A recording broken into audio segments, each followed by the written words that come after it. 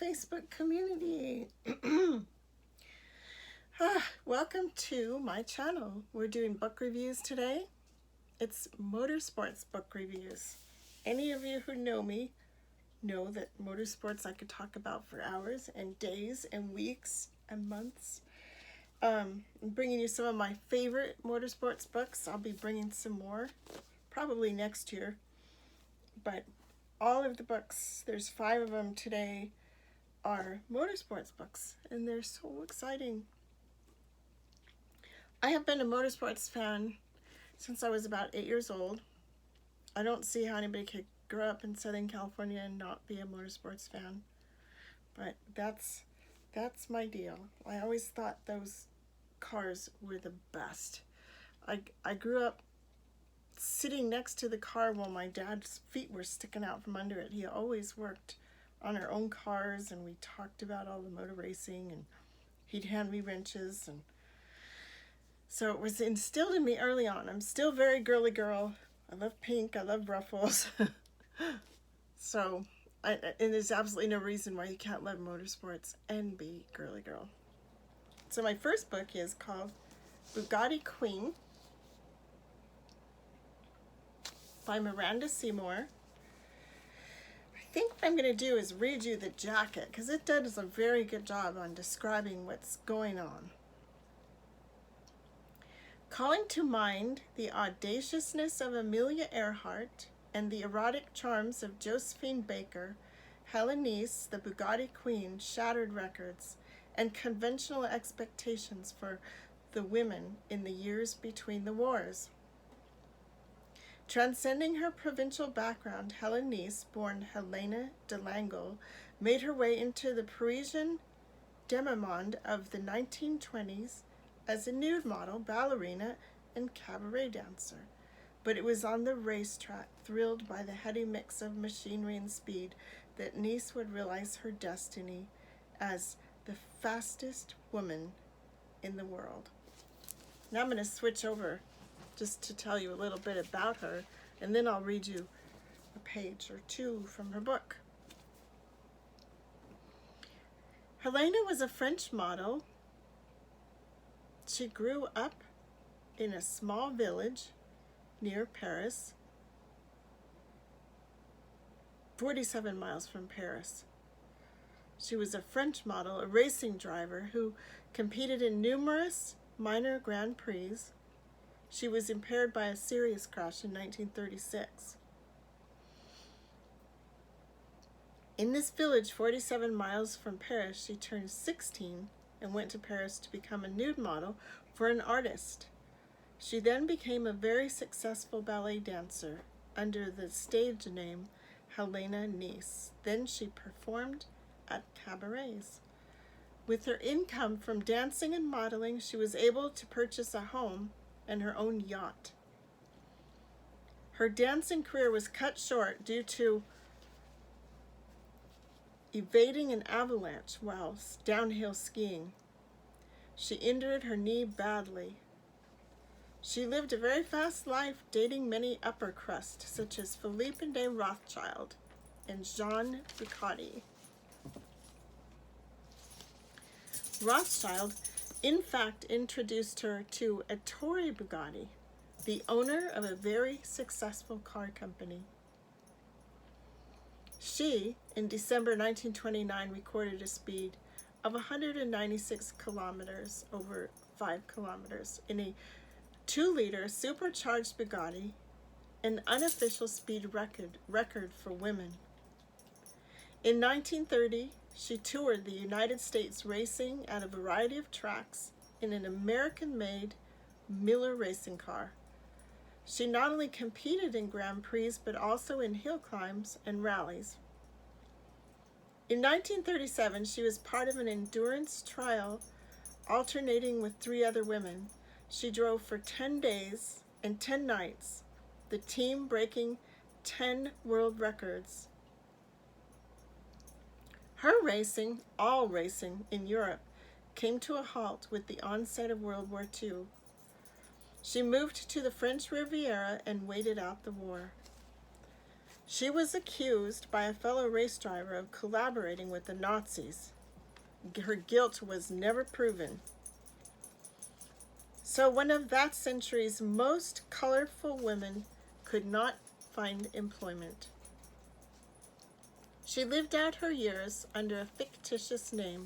She died at 83, estranged from her family, penniless, friendless, forgotten by the rich. There, a woman who raced right behind 3 top-class drivers in what is considered to be the 3rd worst racing accident in history up until then. It became called Black Monza, or Black Sunday. The first victim was Giuseppe Campari, a leading driver.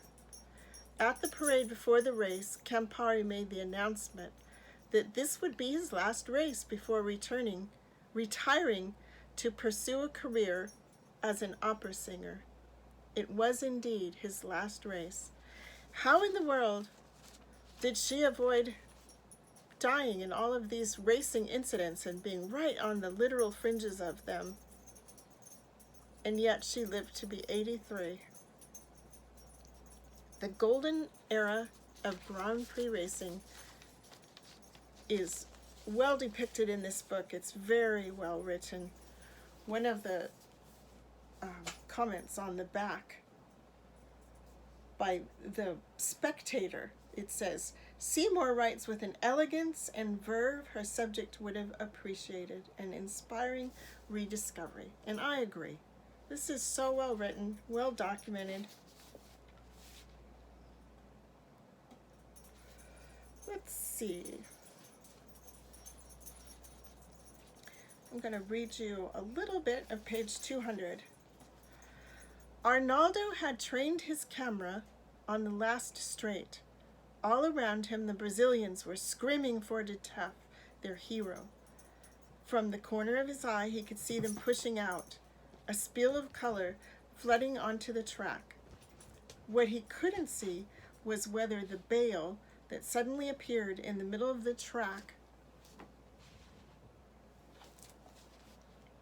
directly ahead of the distant speeding Monza had been pushed or overthrown. A policeman broke through the crowd, stooped to lift it, but Helena wouldn't have time to see the bale or the policeman coming around the corner. At 150 kilometers per hour, which is 93 miles per hour, all she could possibly see was that De Tef had left just enough of a space for her to squeeze through and pass for position. The camera caught her as she hit the bale. A body flew up, cartwheeling through a cloud of dust. The car jerked, spun, and flung another body up, high over the screaming crowd before it smashed into the jostling front line of spectators. They were too tightly packed for flight. They went down like reeds to a scythe. Afterward, when they lifted her unconscious body off the corpse of the man who had buffeted her, his head had been cracked open by the force with which hers had struck it when she was hurled from the car. They laid her out with the dead at the roadside. The first count said that 40 people had been killed. Later it was established that 6 were already dead and 34 more were receiving emergency treatment at a local hospital. It was the worst incident in the history of South American motor racing. Helena was among those who had been taken to the Santa Catarina hospital. Arnaldo, frantic with alarm, was told that she was in a deep coma. The doctors held out little hope that she would recover consciousness before she died.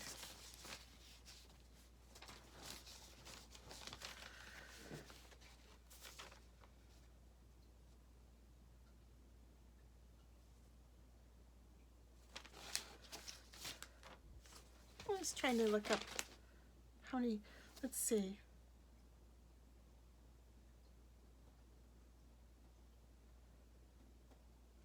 I was looking for the actual numbers on that race. I didn't find it.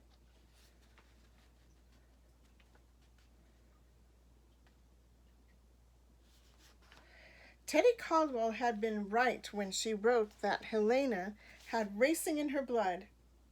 Some might call it foolhardy. This was also a display of uncommon and superb courage. 8 months earlier, she had been involved in one of the worst accidents in the history of racing. Now she proposed to enter the most demanding races that Italy could offer. Yet she had no car and, at the time of writing, no invitation to any of the events she so optimistically mentioned.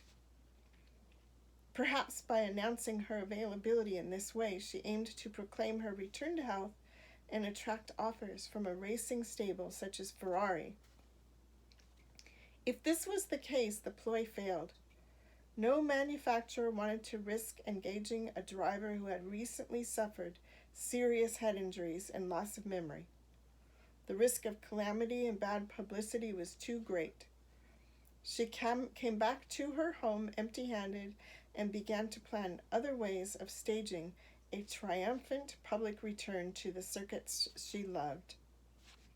An opportunity arose almost immediately when she was approached by the marketing team for Yakko oil. Yakko then, as now, promoted itself as the oil used for demanding driving. Women were always good for publicity, and it had become apparent by 1937 that women did better than men as drivers in trials of endurance. Eager to demonstrate that a car using its oil could outrun and outlast all competitive makes, Yakko was recruiting an all-female team to drive at Montlhéry with the aim of breaking as many world records as possible. They were to drive relays over a period of 10 days without halt. The car they were to drive was a 3.621-liter monster, the first Matford V8 to be produced in France after Ford joined up with Ettore Bugatti's old colleague Mathis of Alsace, thus Matford. It's not clear how the 4 drivers were selected or whether the Matford received its nickname of Claire from Madame Claire Discolis, a member of the team. Simone de Forest, the youngest, was a tiny and fiercely competitive aristocrat who had already proved herself on the Monte Carlo Rally and in the 1934 Rally du Maroc, winding back to Casablanca from Rome. Interviewed for this book in 2001, Madame de Forest still found it difficult to conceal her dislike of Helena de Langle. She had, she remembered, the manners of a film star. Everybody was expected to stand around in the shadows while she posed for the camera. Not that she was anything so special to look at. Yes, she drove well, but the obsession she had with men, it was ridiculous the way she went on. Frankly, I don't believe she ever thought about anything but sex and showing off. Smoothing over what sounds like a difficult relationship were Claire Discolis and the team's famously charming captain, Odette Seco, another Alpha driver to have survived a serious crash when her car skidded off the Le Mans circuit in 1933. I'm going to quit there, but that's pretty exciting stuff. I mean, you will devour this book. If you're a motor racing fan, you're going to love this old historic stuff. And if you're not a motor racing fan, you probably will be by the time you're through with this book, because it's well explained. You don't have to have any specific racing knowledge to be able to digest it. It's very well written. Now, next is a book named Faster by Neil Bascom, and he is an excellent writer. I would put this on my top 10 of Motorsports favorite books. Here's what it looks like. Really cute cover. I love the artwork. Definitely my top 10 on motor racing books. And this sleeve is a very good explanation. They were the unlikeliest of heroes. Rene Dreyfus, a former top driver on the international race car circuit, had been banned from the best teams and fastest cars by the mid-1930s because of his Jewish heritage. Charles Weifenbach, head of the down-on-its-luck automaker Delahaye, my dog keeps moving the camera,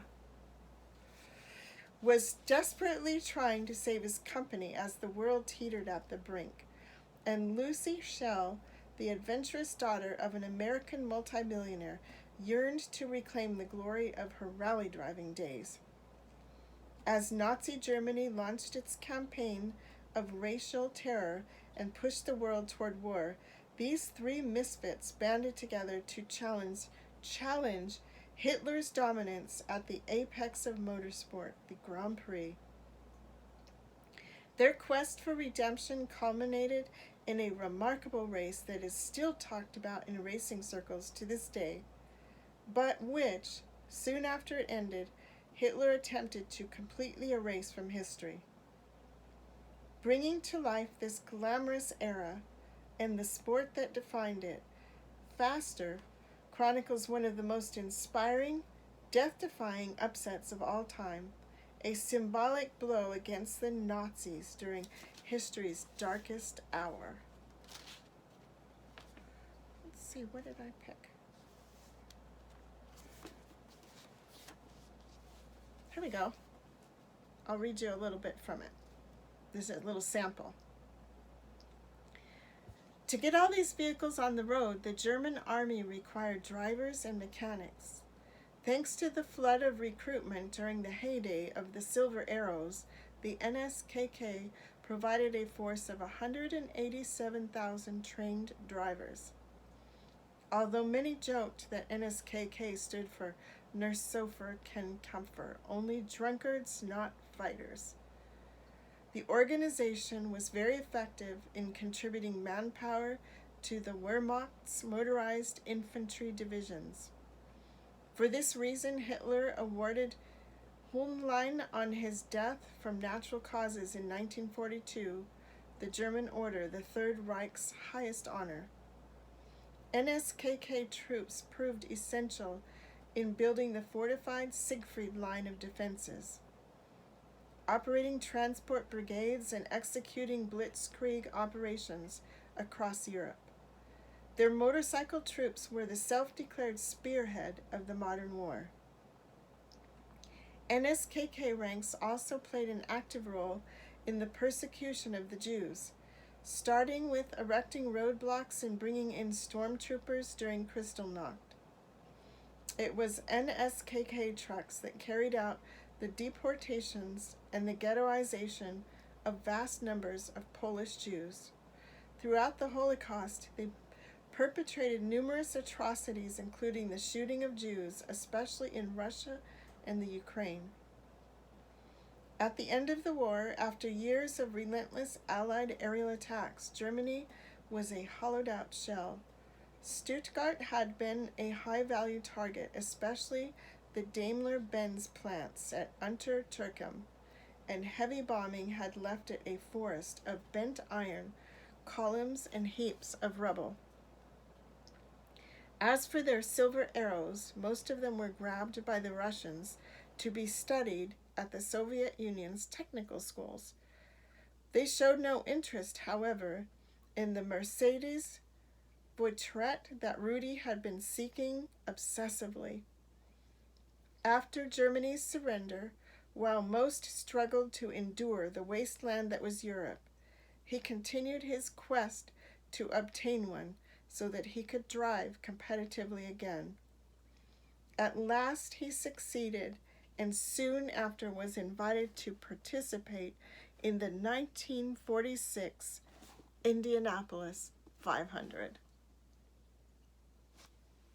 There you have it. This book, this one, if you start reading this and you don't start loving motorsports, you can see it has a lot of history in it as well. I love history. I love motorsports. I love the real vintage cars. This is a really good book. On the front it says, How a Jewish Driver, an American Heiress, and a Legendary Car Beat Hitler's Best. that sums it up. That pretty much sums it up the best. Okay. Now, that's a part of old racing. Now we have a book that just came out maybe 2 months ago. I love it. This man, when you're done reading the book, you're going to think, gee, I wish I could have him for a neighbor.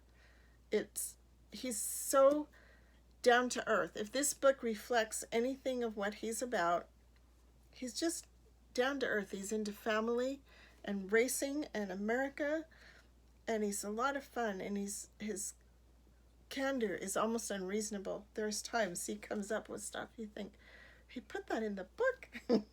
He's quick to share his opinions and quick to share his love of people and the pride of family.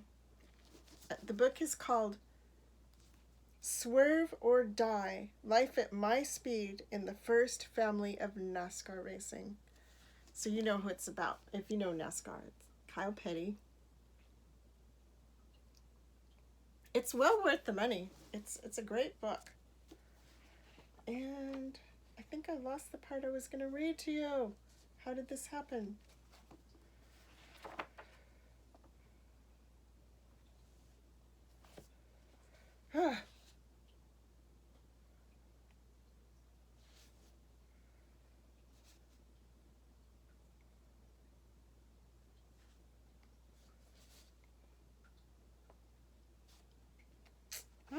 I lost the part I was going to read to you. Let me just grab something. No, I don't want to read that one.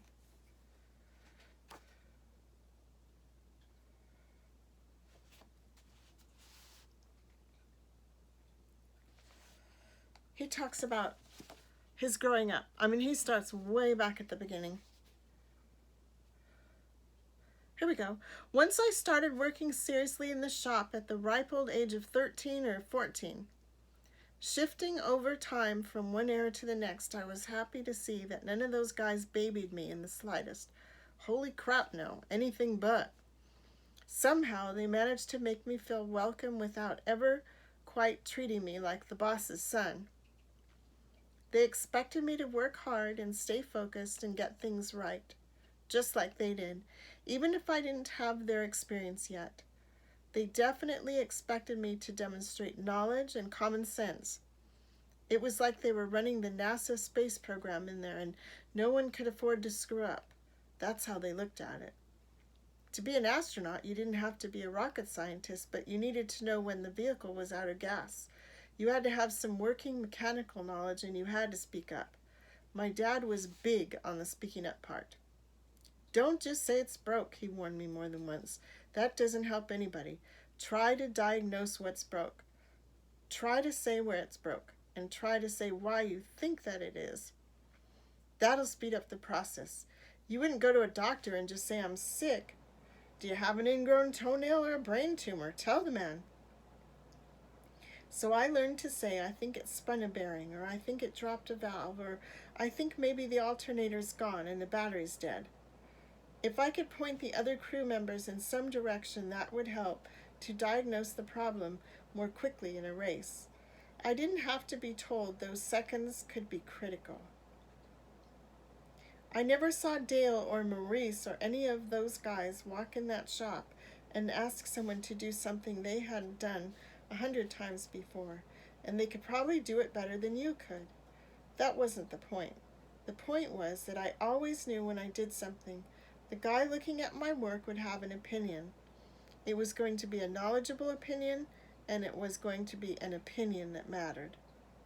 Over the years, those guys, especially the younger ones, would become some of my closest friends in the world. They had a decade or more on me, but they didn't seem to feel like I was slowing down on them. You get a very different perspective on reality when you're a teenager and a 28-year-old is having a cocktail and telling you all about life. I could relate to some of that stuff when I first heard it, though some of it sailed right over my head. But those guys are who I grew up with. They didn't just open my eyes, they opened my mind and also taught me everything I know about cars. When I was 15 or 16, they were the people I spent most of my time with just because I was at the shop every day. After I turned 18, some of them would play the same role for me they had for my father and grandfather, helping me to launch my own driving career. I'm grateful to all of them. They taught me so much and influenced me in ways large and small.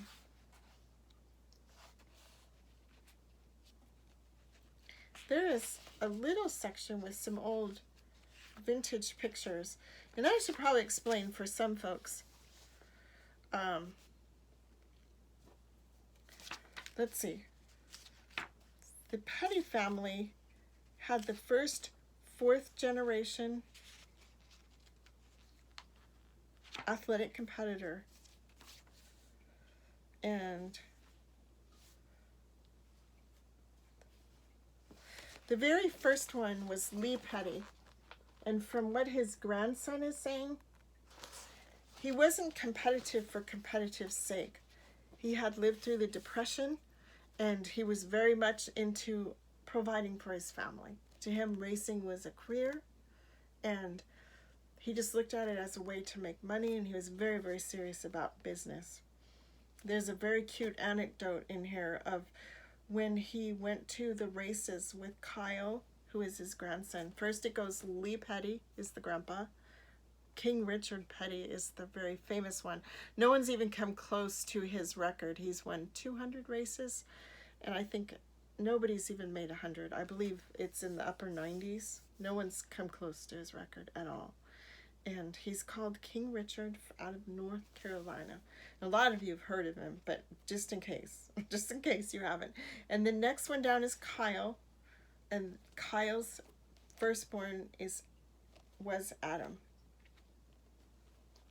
Here's a picture of the 3 of them.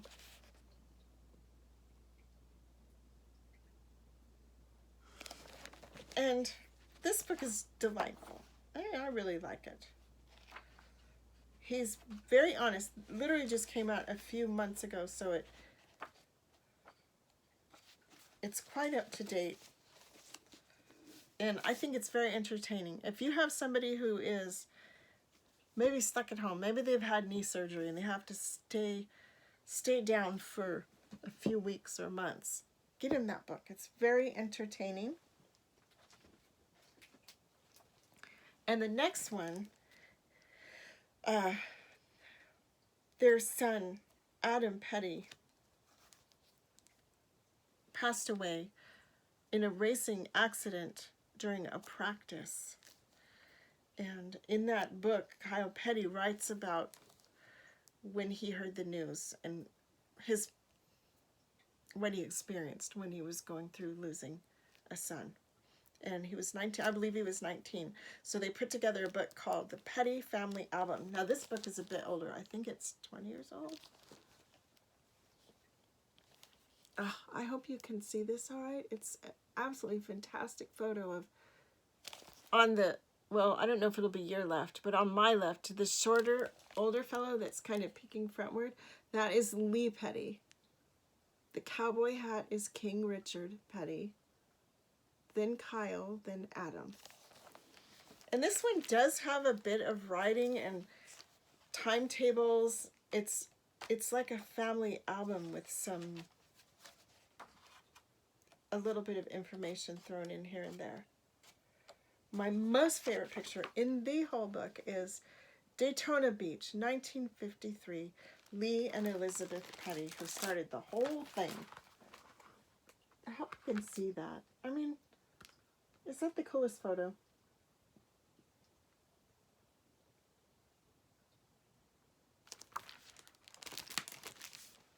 That's my favorite photo in the whole book. Let's see, what do I have next?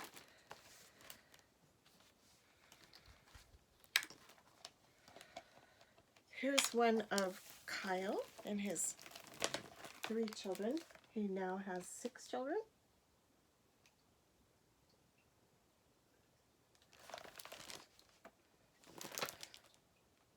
Here's Kyle's boys following their grandpa, King Richard, on the track. there's so many fun pictures in here. The family was so generous to share. They have a museum in North Carolina, the Petty Museum, which I would love to go to. Maybe that'll be a field trip. They have an old certificate of speed. This is to certify that Lee Petty drove a 1954 Chrysler Coupe through the measured mile for a one-way speed of 123.41 miles per hour. And it is signed by Bill France on February 18th, 1954. That's pretty fast for back then. Bill France is like the big name in NASCAR racing, starting all the tracks. Here's another amazing photo. I love this. Hope you can see it.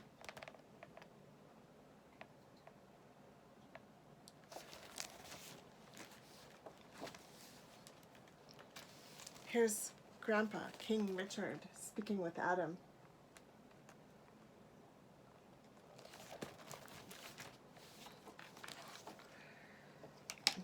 There are so many photos. It's hard for me to decide on just a few.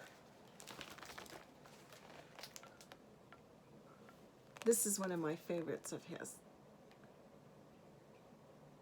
His mother said his eyes look like Kyle's eyes, and I have to agree.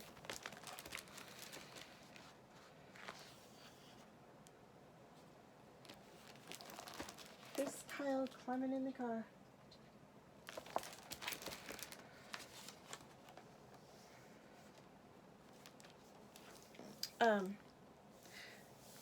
Even though it's a tribute to Adam Petty, naturally it has a ton of pictures of King Richard. They called him King Richard. And they go into a lot of dates and memories. And this particular book is in tribute to Adam Petty, Patty, and Kyle Petty, the mother and daddy. And Kyle, all of these men were very charitable people. They believed in their charitable causes. And Kyle has a motorcycle run for charity that he does. And this was the last picture of Adam going on that run for his dad, with his dad.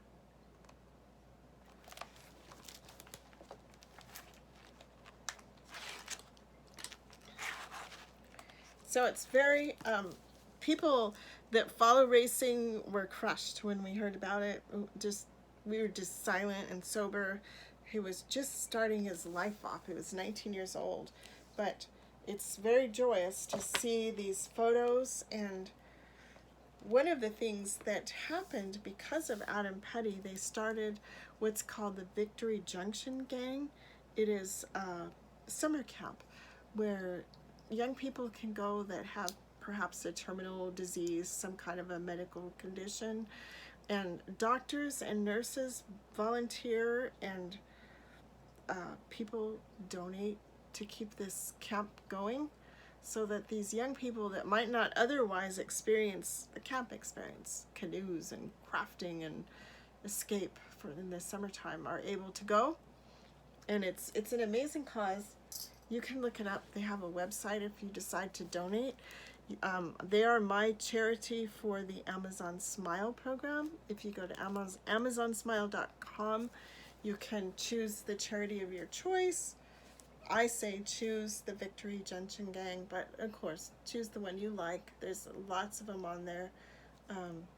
They take a small portion of all your purchases and donate it to the charity of your choice. Now, hold on, the next book I'm going to review is Under My Dog and Under the Camera. So I have to rearrange the dog.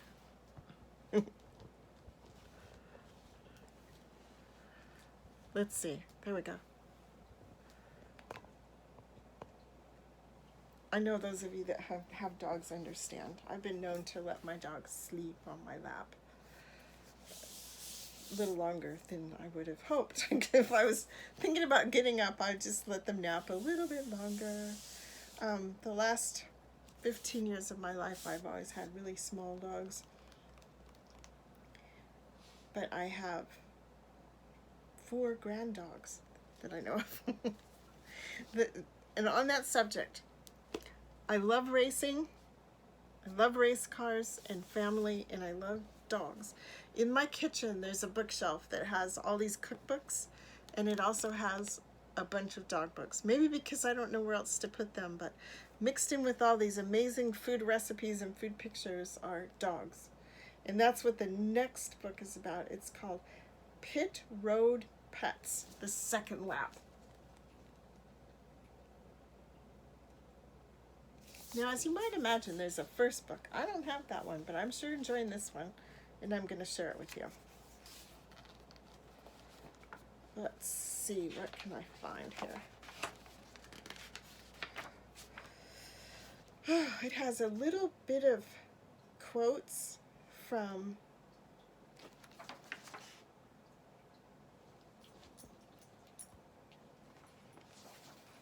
each racing individual and photographs. Here's AJ Allmendinger, Misty, and Marley. He says, I grew up with dogs. My first dog was Brittany, a pit bull. She would go to the racetracks and go-kart races with me. When she was there, I wouldn't have to set an alarm because I would wake up at 5 in the morning with her staring over the top of me. I'd open my eyes, kind of point for her to go, and would say, get Mom and Dad. She would run and jump into the other room and get them up.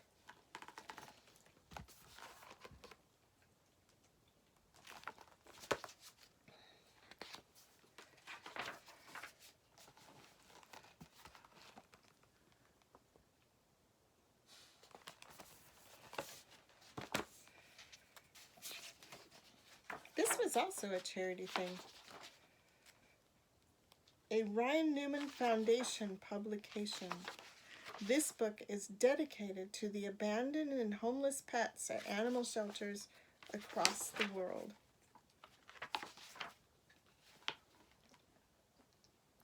Here in the introduction it says, my husband, NASCAR driver Ryan Newman, and myself formed the Ryan Newman Foundation in 2005.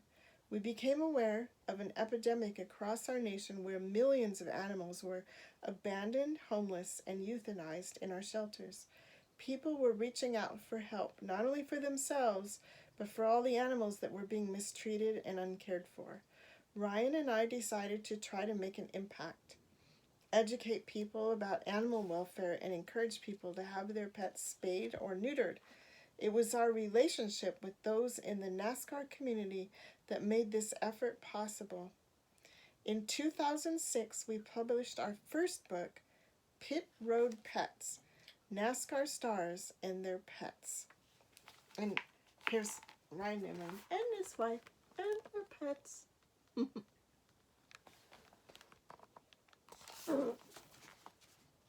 I was fortunate enough to find a signed copy, which made me very happy. Here is Kurt Busch, Ginger, Lola, and CJ. He says, I've been a terrier guy my whole life. I had a West Highland Terrier growing up. I like their attitude and their spunk. Terriers are loving and caring dogs, and at the same time they can be tough and mean and have their own attitude. Ginger and Lola go to probably 99% of the races with us. It's pretty funny. They know when we're packing a suitcase to leave. They look for their doggy bags, then they willingly jump in and are ready to go.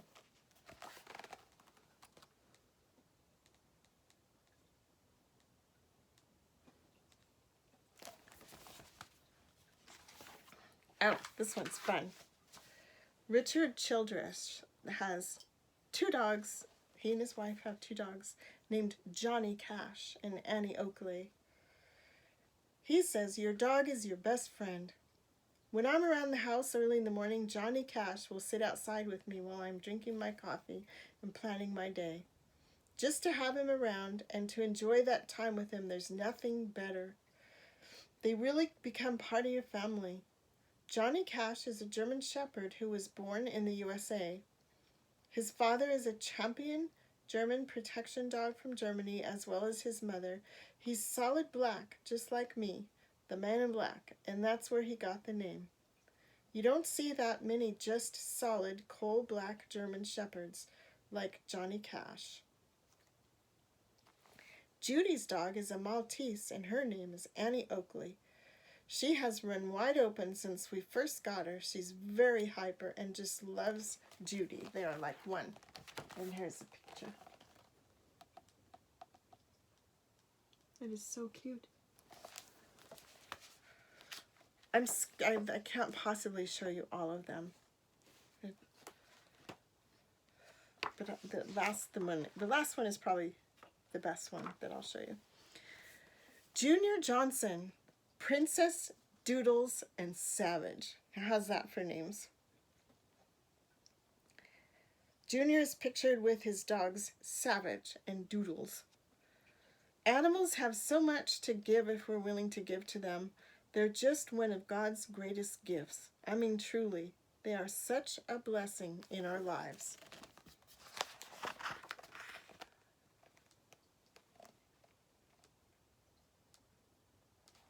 I love that. Let's see. Two more. Daryl Waltrip has Olivia, Trusty, and Badger. He says, Stevie and I have had animals our entire married life. This is an old story, but Charlie Brown was probably the most favorite dog I've ever had. Charlie Brown was a long-legged dachshund. Stevie had given me a dachshund for Christmas right before we got married, and her name was Duchess. I lived in an apartment, and I didn't have time to take care of Duchess, so my mom and dad took care of Duchess. Well, Duchess was out on the sidewalk one day, and I reckon we'll never know what kind of dog happened to go by. But whatever the dog was, he was a traveling man, we know that, and he got Duchess pregnant, and she had 6 puppies. Here's a Daryl picture with his wife Stevie, his daughters Jessica and Sarah, and dogs Olivia. Whoops! Olivia and Trusty.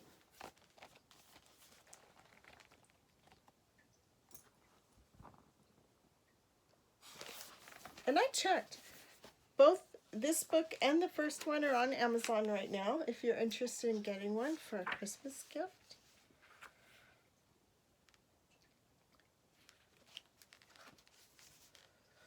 Oh, here's Martin Truex Jr. has a dog named Lexus. Lexus has a heck of a personality, I'll tell you that. Sherry and I joke all the time that we wish she could talk because we wonder what she's thinking. She's always up to something. Really cute dog.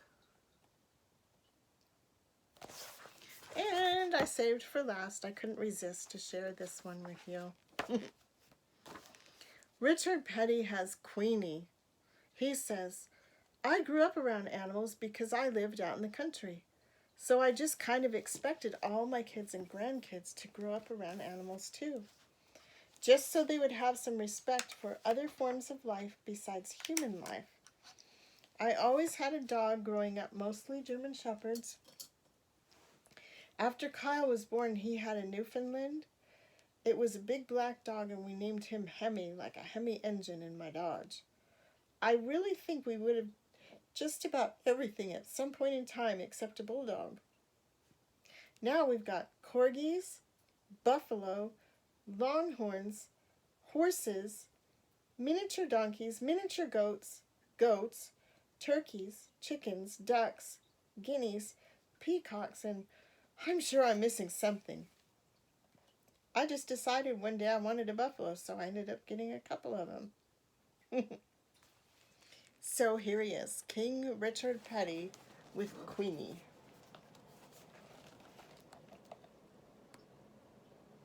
And there's his longhorn. And his wife, who has also since passed away. I think she was around 73 when she passed. She's been gone maybe 8 years.